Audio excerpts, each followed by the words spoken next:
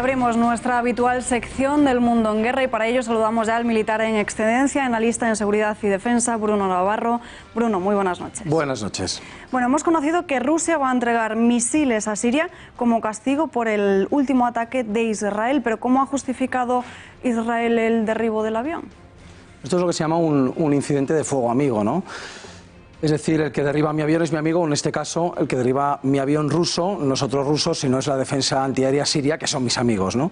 Y esto nadie lo discute, es decir, son los sirios los que han derribado, con misiles vendidos por los rusos, el avión ruso. Israel dice que atacaron a objetivos de Hezbollah en Siria, con lo cual los rusos no tienen nada que decir, porque hay un pacto en el que se permite esta acción, y que avisaron a los rusos antes de proceder al ataque, como está reglamentado entre ellos y está acordado que hay que avisar con tiempo para que los rusos puedan salir de ese área tanto y cuidar de sus tropas en tierra como eliminar, sacar a los aviones de allí, ¿no? Lo que los rusos alegan es que eso no fue así, que por un lado no avisaron antes, sino a la vez, el mismo minuto que los israelíes estaban bombardeando esos objetivos, estaban avisando los rusos, el mismo minuto. Y esto parece que sí fue así y parece por lo tanto que no han cumplido el pacto, ni no dio tiempo a sacar a ese avión ruso de la zona.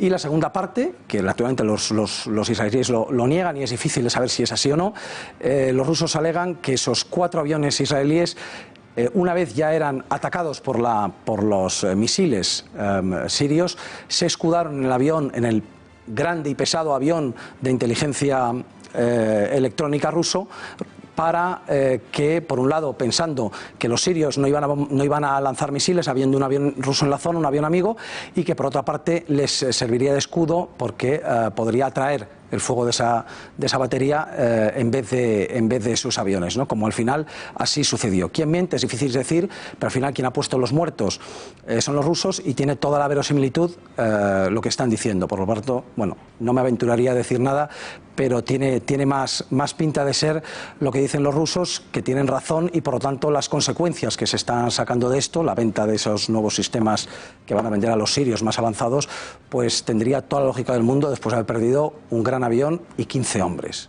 ¿Cuál es ahora mismo la situación en Siria? ¿Podría reavivarse la guerra? Bueno, reavivarse yo creo que no. Evidentemente esto es una escalada, hay una escalada, pero es una escalada localizada entre dos potencias ajenas al conflicto, si podemos decirlo, son Rusia e Israel.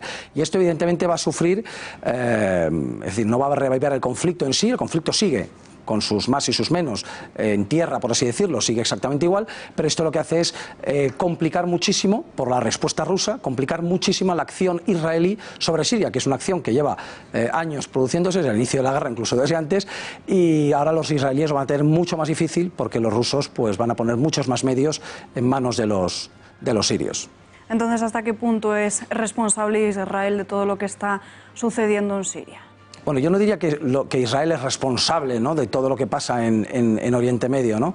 Y de esta guerra tampoco, ¿no? Al final es una guerra civil con muchas connotaciones regionales y mundiales en las que todo el mundo está implicado y los israelíes tienen su parte de responsabilidad, ¿no?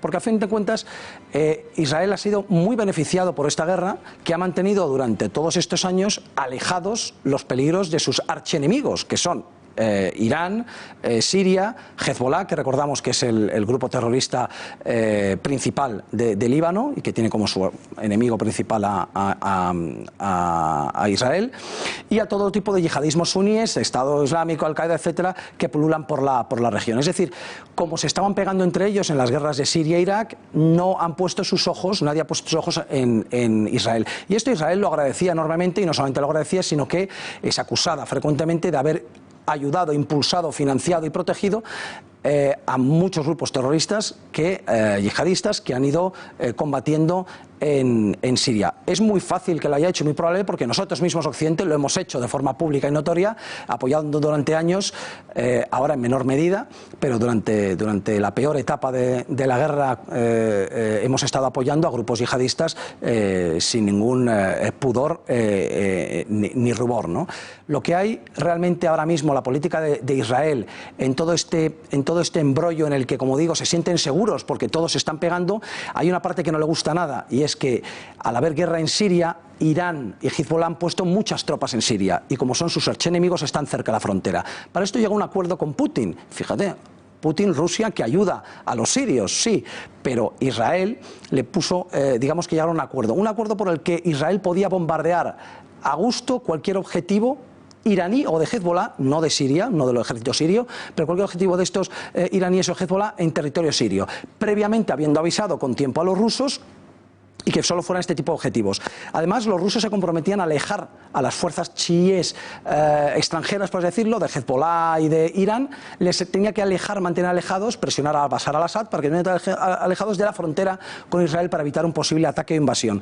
Y también Rusia aceptó congelar la entrega que iba a ser inmediata en 2015 de los misiles S-300. Esos misiles que hoy van a llegar en 2 semanas, ya los compró Siria de forma normal a los rusos hace 3 años. Y sin embargo Israel consiguió que se congelara no la venta sino la entrega. Ahora los rusos han dicho, bueno, después de lo que nos habéis hecho, esa venta desde luego ya no se congela y vamos a proceder a entregarla. Pero como vemos, la intervención israelí sobre todo es de que se maten y si puedo ayudar mejor para protegerme yo, que nadie me ataque, y por otro lado de evitar cualquier tipo de crecimiento de Irán y Hezbollah en la región. ¿Podría Damasco desplegar un escudo antimisiles? Bueno, el escudo antimisiles Damasco lo va a tener ya, a ver.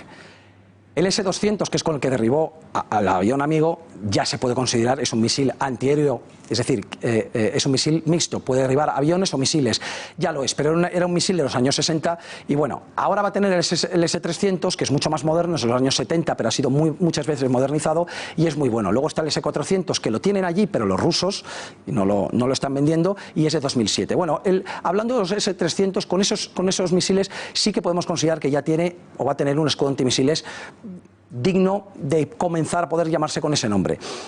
Porque además le va a dotar de sistemas de control muy modernos, es decir, el misil está muy bien, pero tú tienes que tirarlo a algún sitio, tienes que ver a dónde, y el cielo tú miras y no ves nada, son los radares, son los sistemas de control los que te van a permitir decir, aquí hay un avión y es un avión malo, es un avión hostil.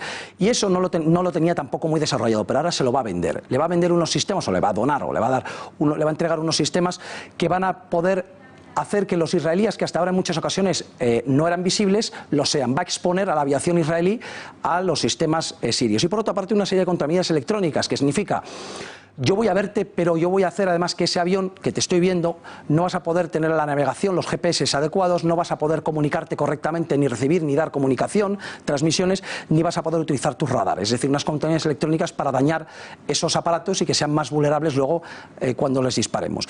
Por lo tanto, todo eso va a ir en el paquete ruso. ¿Hasta qué punto será muy efectivo? Dependerá del número de misiles, porque aún no sabemos cuántos misiles les va a entregar realmente. Si son pocos, pues bueno, y si son muchos, hablaremos de otra cosa. Y tampoco sabemos, y esto es muy importante, la calidad de los operadores que día a día estén operando esos sistemas. Tienen que ser muy buenos y operar en muy poco espacio de tiempo, con mucha rapidez, como digo, para vencer esas amenazas, ¿no? Luego, la formación y el número de esos misiles será lo que nos haga decir dentro de 1 mes, 2 meses, 3 meses, si realmente hay un escudo efectivo. Tras 7 años de conflicto en Siria, ¿cómo es ahora mismo el mapa? Es decir, ¿controla el presidente al-Assad todo el territorio?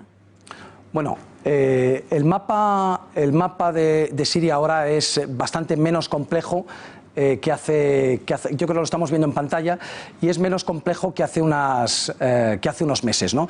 Vemos la parte roja es la zona que controla ya Bashar al-Assad, que controla el gobierno de Siria. Es mejor no hablar de Assad, porque en el fondo es el presidente de un país, el país se llama Siria, ¿no? Siria controla la parte roja, hemos visto que ha limpiado, por lo tanto, infinidad, docenas de bolsas yihadistas, ha ido eliminándolas, ¿no? Le queda, como vemos, un par de manchas negras al sur, una manchita negra al sur y otra al este del país más grande. Esos son el Estado Islámico. Le quedan esas 2 bolsas para que, bueno, las irá limpiando poco a poco, pero ahora se está centrando en otra parte. Y luego vemos una gran bolsa verde abajo, verde claro.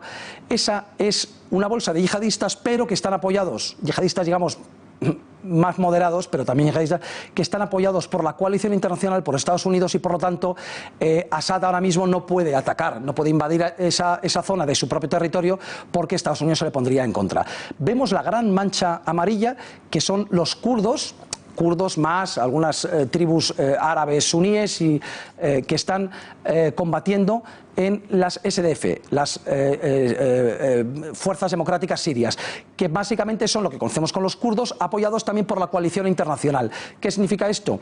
Pues que tampoco Assad puede avanzar hacia el norte porque estos de color amarillo, estos kurdos apoyados por Occidente, pues Occidente no va a permitir, Estados Unidos fundamentalmente no va a permitir ningún ataque, luego tampoco puede ir por allí. ¿Y qué nos queda al norte?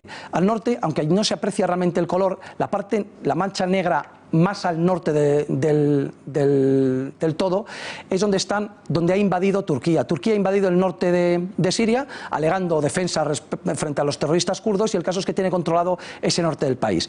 Y luego, lo que hay un poco más abajo de ese norte, que parece unido pero no lo está, es una gran bolsa yihadista, la famosa bolsa de Idlib, donde es verdad que Assad podría atacarla, pero hay una pega: está protegida por los turcos, es decir, los turcos dan protección a esa bolsa yihadista y ahora mismo se ha llegado a un pacto, es decir, ahora mismo ninguna de las tres fuerzas principales, ¿de acuerdo?, ni los turcos en el norte, ni los kurdos en el este, ni el gobierno sirio en el resto del país han llegado a sus máximos, prácticamente a sus máximos límites de expansión, y avanzar en un sentido o en otro significaría chocar con grandes potencias extranjeras, porque Siria está apoyada por Rusia. Luego probablemente tengamos una época un poco de calma en el futuro inmediato. Pues Bruno Navarro, muchísimas gracias por estar aquí con nosotros. Buenas noches. Buenas noches.